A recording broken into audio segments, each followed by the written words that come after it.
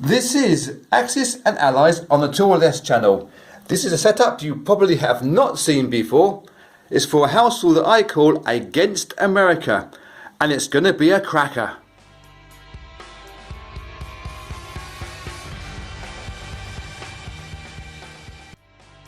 Before we get going, may I mention that I make these videos in aid of a charity called Cure Parkinson's. You can guess what they're trying to do. There's a link to them below this video and one in the banner on the channel page. If you happen to have a spare dollar, euro, yen, yak or an IPC you could send to them, I am sure that they would appreciate it. So this house rule is called Against America. You can guess what it is trying to do. It fits onto half a side of an A4 sheet. I'll clip this, stick it on the end of the video. You can go and grab that later on or now if you wish. Let's have a little go through the rules.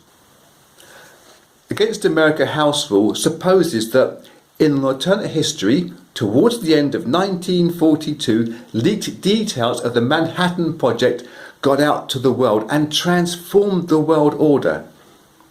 Germany, Soviet Union, the UK and Japan formed themselves into one massive force called the Coalition, and they went against America to try to stop the madness. The setup for this, I used the 1942 second edition version of the game because you can put the boards the opposite way around and put America in the middle. You could play it with other versions and rock and roll it your own way, but this works particularly well. I think Anniversary you can slip the boards on as well, if I remember from my copy down there. The setup for the coalition forces, which again I repeat is Germany, UK, Japan and the Soviet Union, is exactly the same as out of the box. You put the same number of units in the same places and pay them the same IPC values. But for America land, because you have 4 powers versus 1, we have to give them a little bit of a leg up at the start of the game. And to do that, we give America double the number of forces. Where it says place 1 infantry, place 2. 2 destroyers, place 4, etc. You know where that one's going. But with the IPCs, you still give them their 42 IPCs in the start of the second edition as their IPC value, but you pay them double only on the pre-setup payment.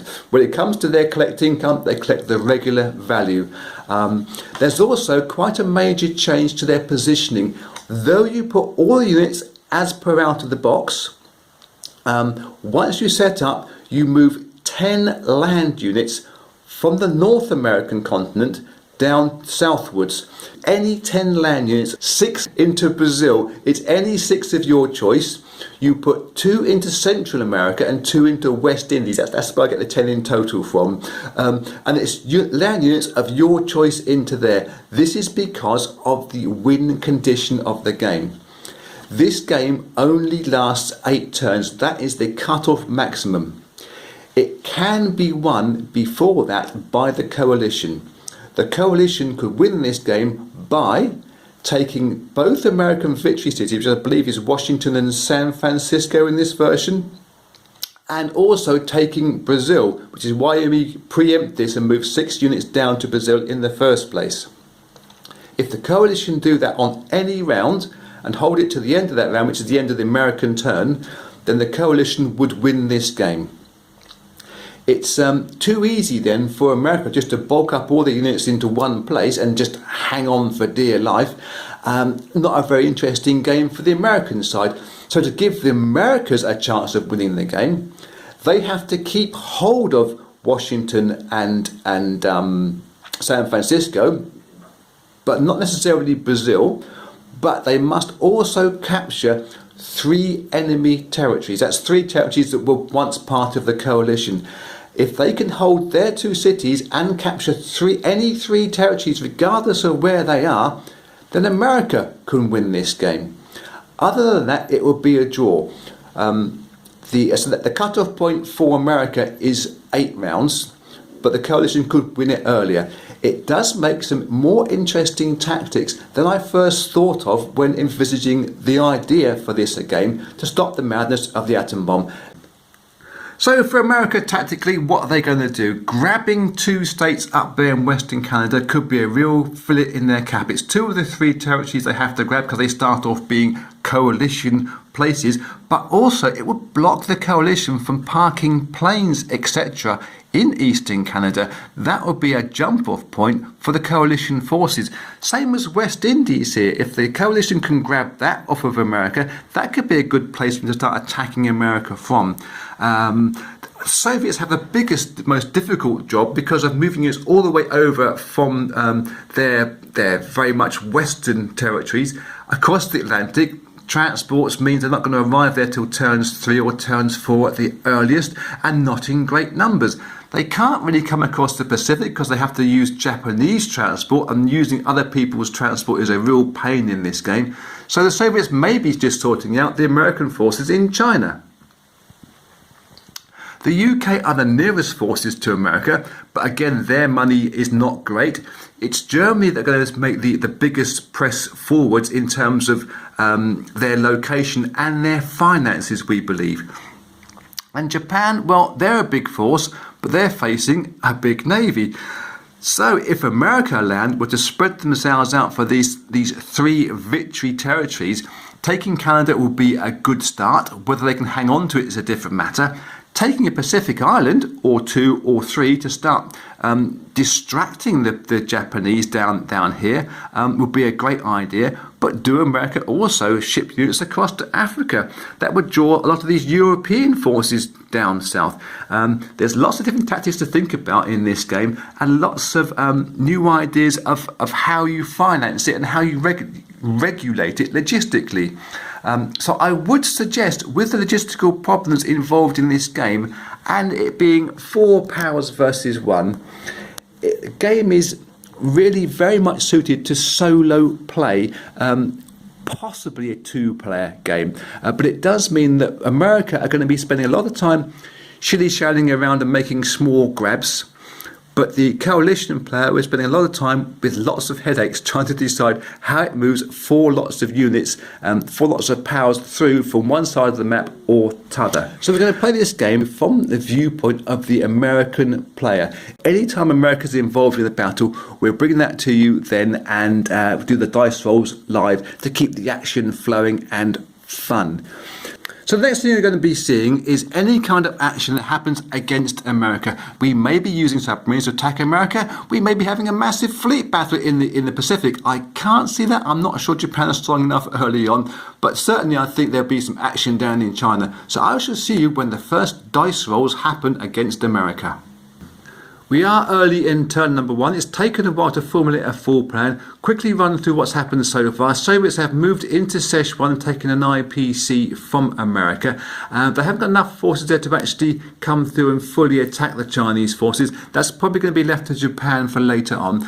Soviets have also built their units up into Soviet Far East and Buryatia, moving themselves forward, because in one of the practice games, America did go and invade the tundra regions of Soviets, and it did cause a few headaches and a few Benny Hill chases that were quite annoying.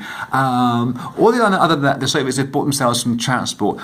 They have led the way, though, by moving their submarine into Greenland, which you think is going to be the major build-up place for the Allies. There was a very good case for the Brits reinforcing Canada on their turn, which is upcoming. However, the Brits really cannot reinforce it in strong enough numbers. They could do some damage with bombers and things to America on their first strike, but with America's massive buy of 84 IPCs first time round, it's going to be very difficult for the Brits to hang on to here, and they will just be sacrificed units. So I think Greenland's going to be the major build-up point for the coalition forces. Germany can't get forward far enough to Greenland this time round. They'll probably have to go via Iceland, we think, which is why the Soviets have landed some planes into Iceland. And there's going to be one battle down here. The 2 subs from Sea Zone 9 can slip through 2 sea zones and try to hit these 2 American destroyers with their 4 transport. Getting these transport is quite a big priority for the German forces, because if the Americans start moving this way quickly, they can start putting a lot of pressure onto other units that you want to be able to allocate towards the Brazil attack or the major attack in Central America. So let's have a look at the German buy. Unusually, a couple of transports and an aircraft carrier and a bomber. It's got some of that feeling of a sea lion attack, actually. So I think if you're attacking the UK, it's a sea lion attack. If you're attacking America, it's got to be a walrus attack, hasn't it? Let's roll some dice to ignore my madness. We have a couple of German submarines. They're going to roll in at 2. They don't have a surprise strike because they're going in as destroyers. So 2 at 2, what can they do? They can both miss. The 2 American destroyers can roll in at a 2. And they've hit one of the subs. That's not good for Germany. Let's remove that from the board straight away. Germany now have just the 1 submarine that they can try and attack these 2 destroyers with. And they've missed as well. 2 destroyers come back and they've killed the German submarine. That is really bad start for the coalition forces. Getting those transport ships done early is still a priority. We think now the Brits might have to have a go at these two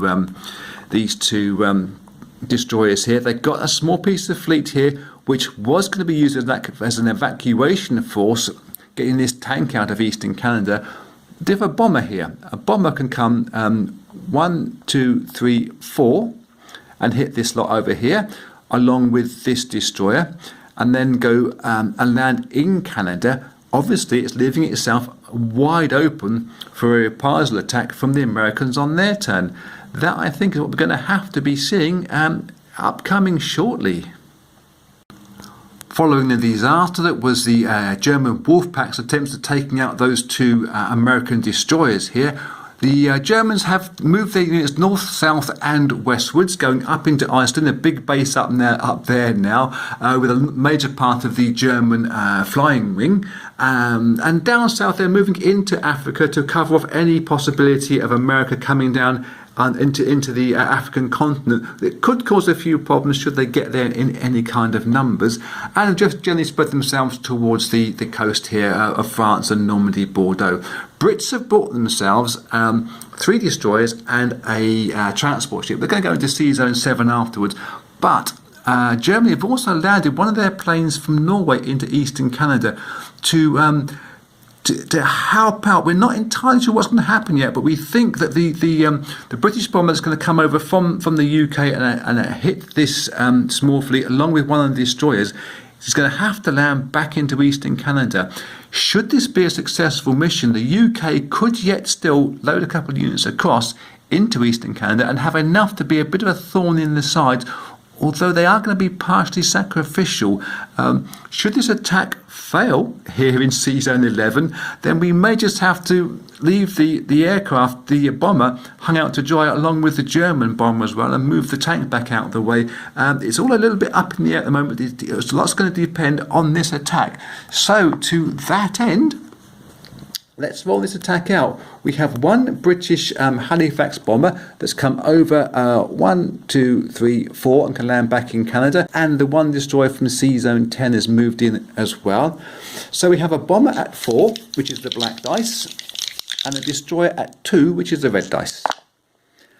And the bomber has hit, so one of these destroyers has been caught straight away. They will both get their defensive rolls at 2s, and one of those is hit as well. So we're going to lose a destroyer from either side. America and Britain both lose a destroyer. It's now a straight up battle between the the British bomber at 4. That gets a hit. Nice. And the 1 American destroyer trying to hang on for dear life, otherwise those 4 transports are really in deep doo-doo, and it misses. So that destroyer from America land goes. That means that these will be taken out by this bomber again because they can't defend themselves. There are various different house rules which might allow that, but not in my games.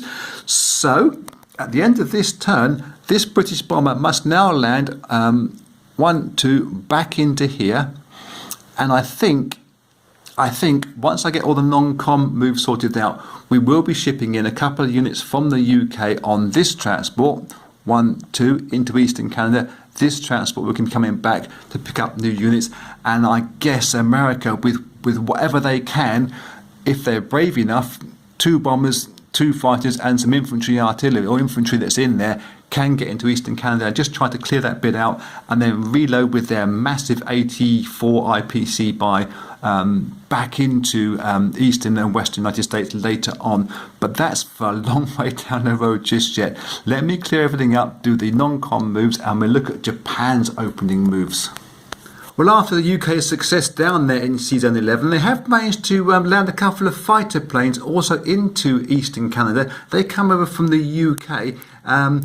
We are on Japan's turn now. They have flagged up a couple of battles here on the Chinese mainland. First against Anhui, using a couple of planes that were already on Chinese soil and their bomber from the mainland. And a couple of fighters down here going into Yunnan, being attacked from French Indochina and Kwangtung with the couple of fighters that come off of carriers.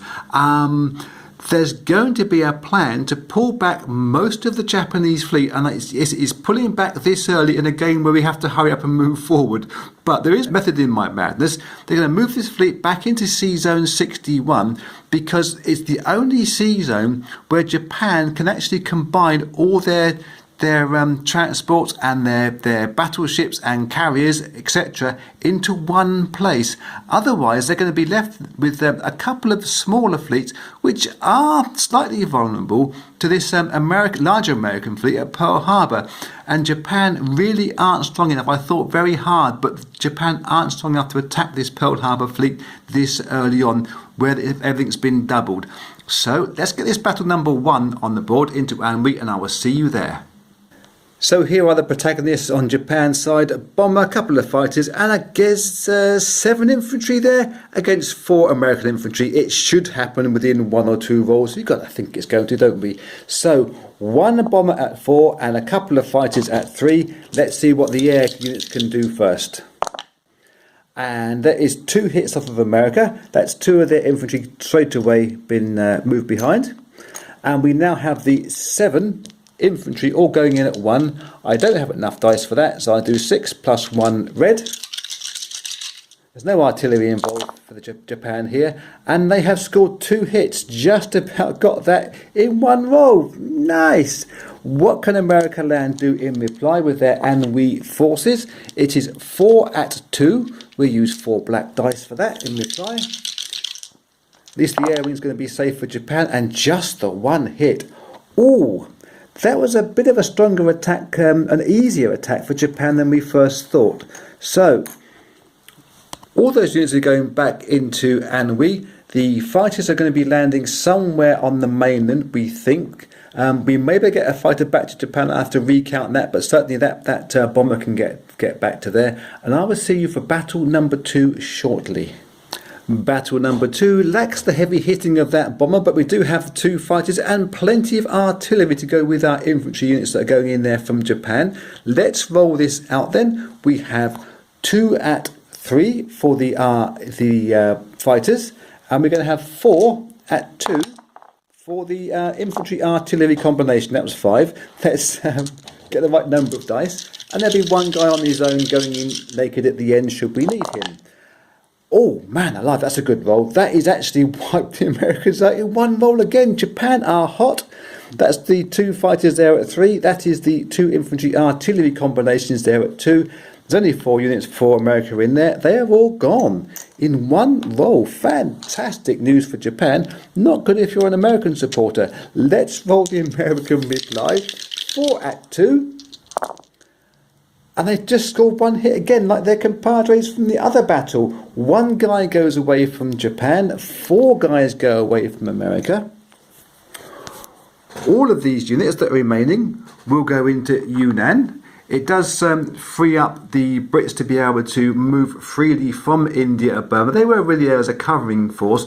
But America do have these 2 fighters here, the Flying Tigers, but I think the Soviets are going to be taking care of them before they do too much damage. Although you never know, the America might find something smart to do with the Flying Tigers, a bit smarter than what they've done previous games that I've played, but I can't think that they can do too much different. I will see you when we get to the American turn proper, because that is whom we are following for this game mostly. After a whole lot of thinking, we are towards the end of turn number 1 of the 8 turns available in this game against America. America have bought themselves a couple of destroyers, some transport, a whole heap of infantry and a couple of fighters, which may be replacing what we could lose up here in our North American battle. It took a lot of thinking this, and we're going to be going in one light here. We're going to be using him to start invading Western Canada because we don't want to get caught out with a little blindside sucker punch here and lose Alaska. We've already lost 3 IPCs in Canada and in China, so grabbing Western Canada, Eastern Canada is going to redress that balance just about for us. We also are making, this was the hardest decision, to push this one fleet together and forward and take Wake Island. That's going to be, assuming we get both of those cannons this ground, which we should do, the third of the 3 territories that we have to take for America to win this game. Whether we hold on to all 3 is not certain yet. We are also thinking about this can be a jump-off point to the other smaller islands in the Pacific, or even coming down to the South Pacific and taking New Zealand, Solomon Islands, that sort of thing, or coming around the south coast, down the bottom of Peru and across to the African continent one way, or t'other on the other side of the board. So we're not fully sure what we're going to be doing yet, but getting 4 infantry into Wake Island is going to be a big enough distraction to stop the Japanese and the British combined coming forward and just hitting that western coast United States. So the first battle on the board is hardly going to be a battle. There's one Japanese guy there in Wake Island. He's going to be lost almost straight away. We roll the dice for form for that one. I'll do all that off camera. There's really no point in you seeing that. And we'll get the battle on the board for this one with the East United States and that massive air wing going in against Eastern Canada. As we expected, the battle in Wake Island didn't last any more than 2 seconds. The bombardment sorted out the Japanese guy there, and so the Americans have now got Wake Island. We've also done the walking into Western Canada, grabbing an IPC. This is the battle for Eastern Canada. Slightly different prospect. Let's have a little look. We've got some bombers, some fighters versus some fighters and some bombers.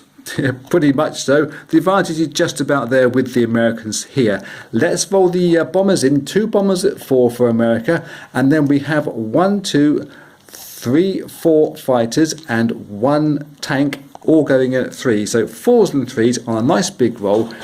And then we have a little bit of infantry going in naked after that. So, this looks pretty spectacular. That is a very good roll for America. It's only one of the bombers has missed its target. We have 1 bomber, fighters at 3 and tanks at 3.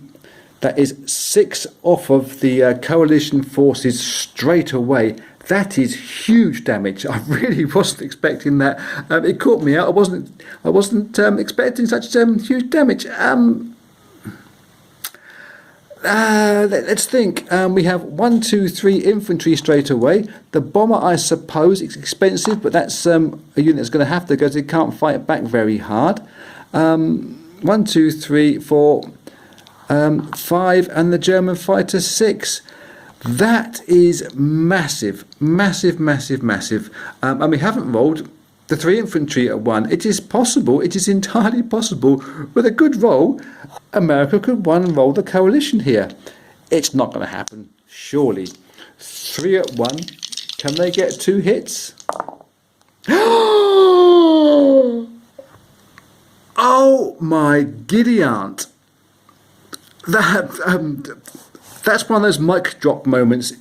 I can't believe that. That is just superb. That is absolutely superb as far as the Americans are concerned.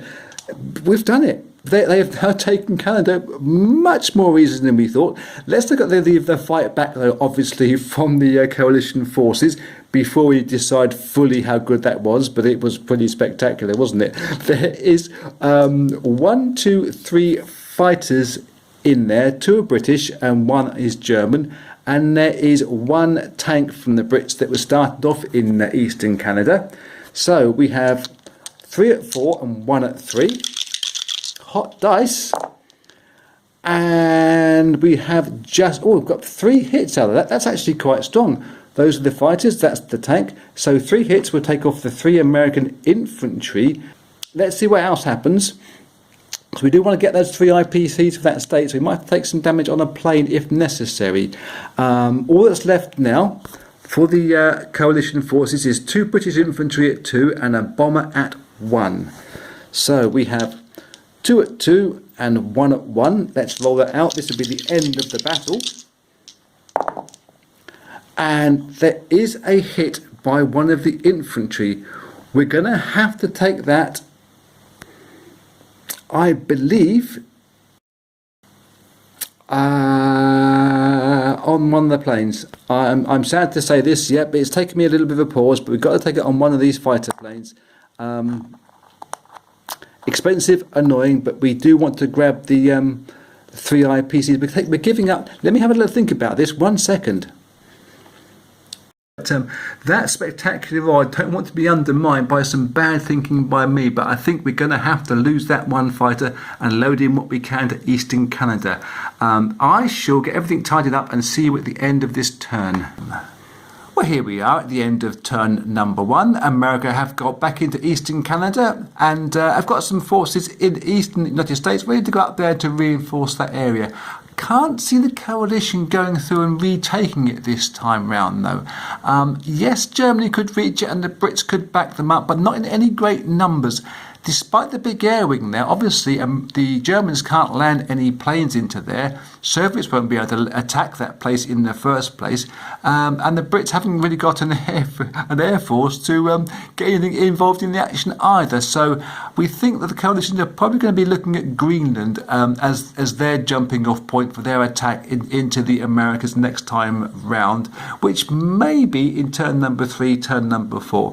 Because most of the action is going to happen for the European side of the coalition is going to be moving units forward and getting them into place, probably into this Greenland base, because they can't really reach them in great numbers yet. They're still sorting out their transport issues thus far.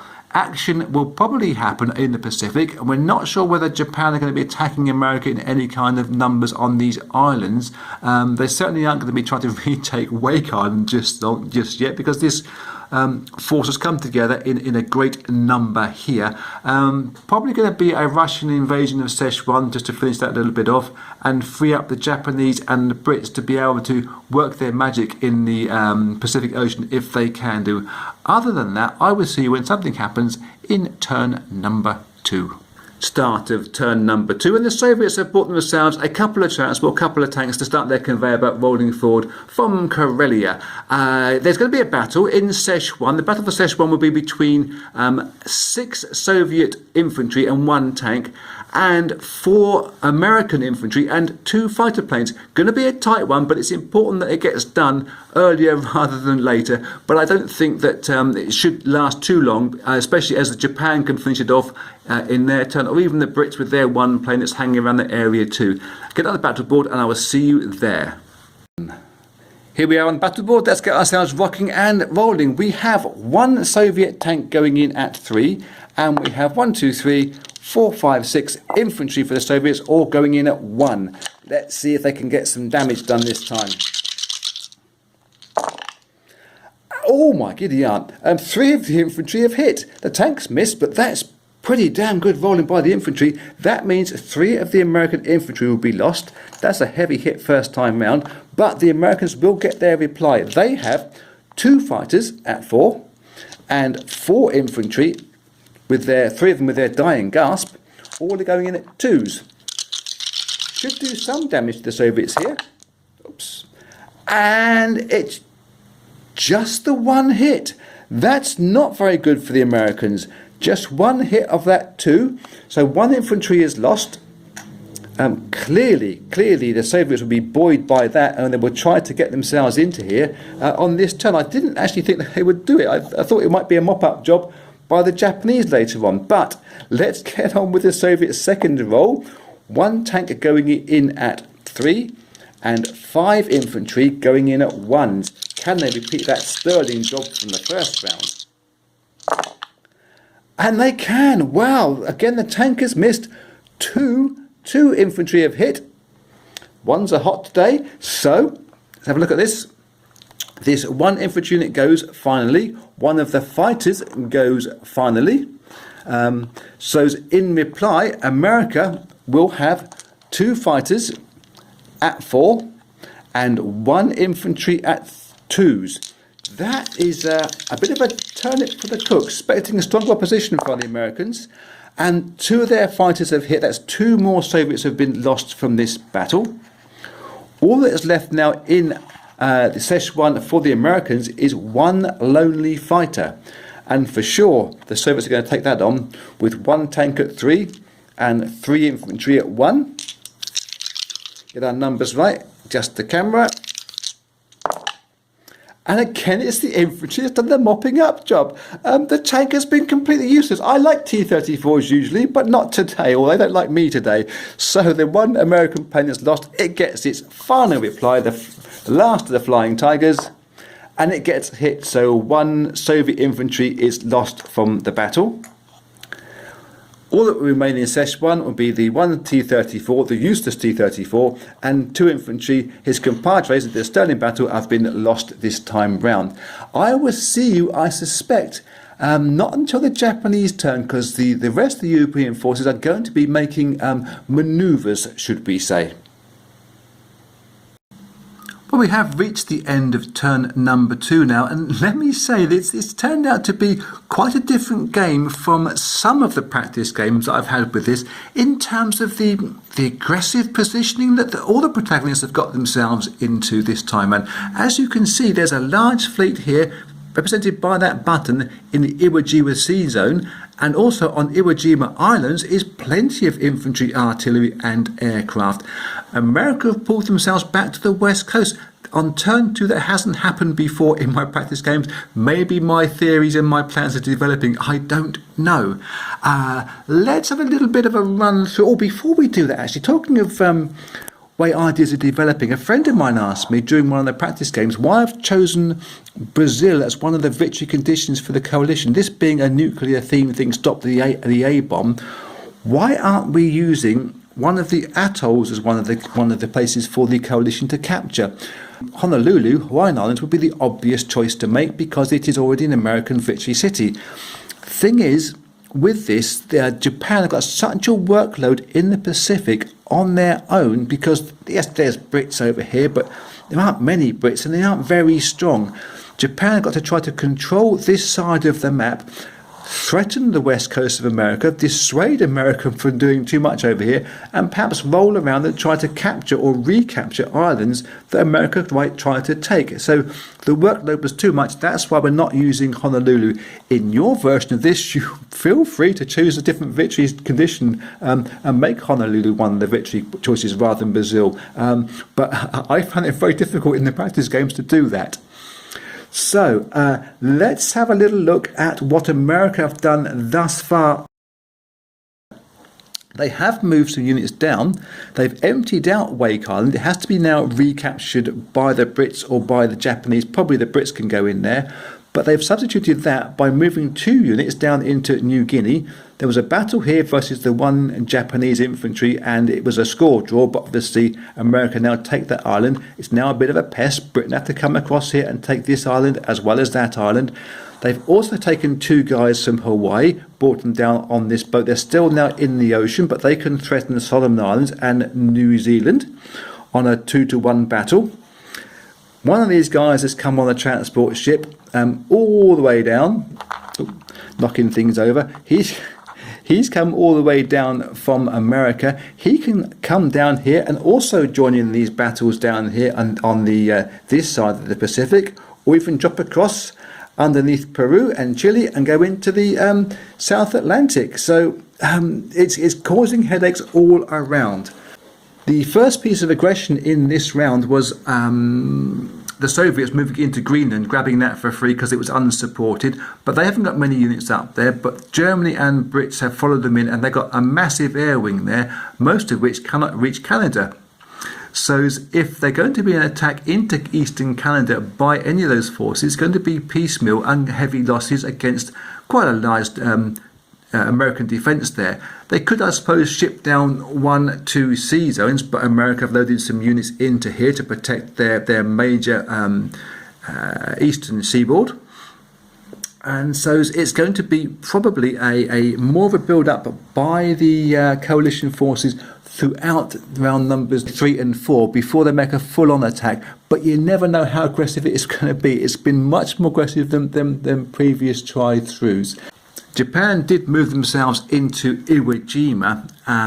They figured with that, they project such a big, large sphere of influence from there. They can reach up as far as the Alaskan border and down as far as the Solomon Islands, not quite down as far as New Guinea, we don't think, or Australia, but they are protecting quite a large area of board here and can ship units back out down to here should the Brits fail in retaking Wake Island or New Guinea in a couple of turns. But also this is a build-up point because in 1-2 spaces they can hit the west coast of America.